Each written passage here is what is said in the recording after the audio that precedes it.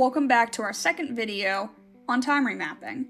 This time I want you to go ahead and grab the clip called 3 Desert and drag it into your timeline. Now if you're working on the same timeline that we were using earlier when going over basic time remapping, you may notice that you get a pop-up here saying clip mismatch warning. This clip does not match the sequence settings, change sequence to match the clip settings. In this case, what it's telling me is that the actual size of the frame that I was using is different between the clips that I was using previously and this one, and it's asking me if I want to keep using the old one or the new one. If I hit keep existing settings, that means I'll be using the same frame size as these earlier two. Clearly it was a much smaller frame size because this image looks like it's been zoomed in on, which isn't what I want. So rather than do that, I'm going to drag in my clip and hit change sequence settings, so now it'll match up with the clip that I'm now using instead. So let's go ahead and play through this clip of the desert. You may notice that it looks like the camera's panning over to the left on top of this little bit of greenery out in the middle of the desert here.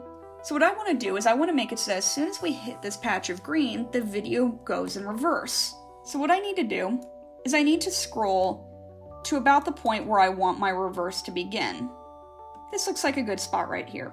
Now I'm going to go ahead and enable time remapping, and I'm going to make a keyframe for myself. In order to reverse using time remapping, now what I'm going to do is I'm going to click on the keyframe and hold down the command button and drag over to the right. Now if you look at my actual timeline, you may notice that this little canyon is being created in my timeline. This is how long of a period of time this reverse is going to take place over. And if you look up in the preview window, the still image on the left-hand side is showing us where our reverse will begin, and the moving image on the right-hand side is showing us where this reverse will end. I'm going to take my reverse all the way until I can no longer see this plant life, which for me is right about there. Now if you look both on the timeline and up in our effects controls, you'll see that there are all these arrows pointing in the left-hand direction.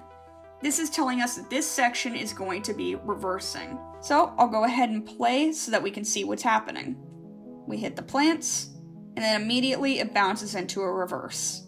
Once I reach the end of this reverse section, it'll start heading back in the original direction again. If I want to end my clip right here, all I have to do is just cut it off, and then delete it. And now we won't see it start heading back in the other direction again.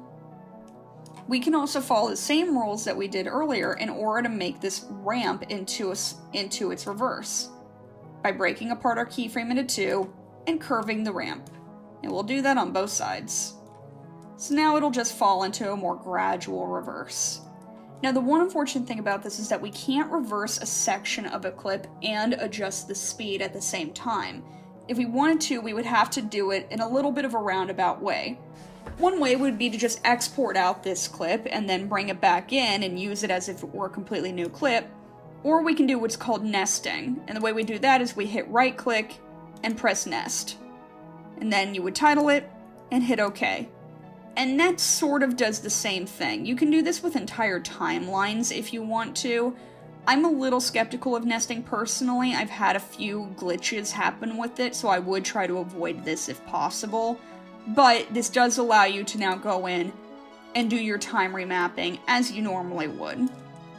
The other thing that we have the option to do is we could just reverse the entire clip. So if we knew that we didn't want it to be only a section being reversed, but rather the whole thing, we can do that pretty easily. I'm going to go ahead and delete this desert footage and bring it back in again so that there's no time remapping currently on it. All we need to do to reverse the entire clip is right-click on the footage itself and click here where it says speed/duration. And now we have a few different options. One thing you might notice is that we do have the option to change the percentage of the speed of the entire clip from here. If you knew exactly how much you wanted to raise your speed by and you didn't want to have it ramp at any point, you just wanted it to be one continuous speed, you could go ahead and speed up the whole thing right here. I'll bring mine up to 200%. This also gives us the option to change the duration of our clip. Right now my clip is lasting for 30 seconds, so by speeding up to 200%, it'll now only last for 15 seconds instead. Down below here we also have an option to hit reverse speed. I'll go ahead and press that, and what this will do is it'll reverse the speed of my entire clip. You may notice that we have an option here that's grayed out as well that says maintain audio pitch. If you remember my mentioning in a previous video, time remapping does not work for audio. None of these clips have audio on them, but if I tried time remapping them, the audio would remain completely unchanged. No matter how long or short the clips got, the audio would be the same length of time. The only thing that can change our audio is if we used the rate stretch tool, which we can access by pressing the R button. Rate stretch does allow us to change the speed of clips, it's just a bit less exact, but with this you can actually adjust audio.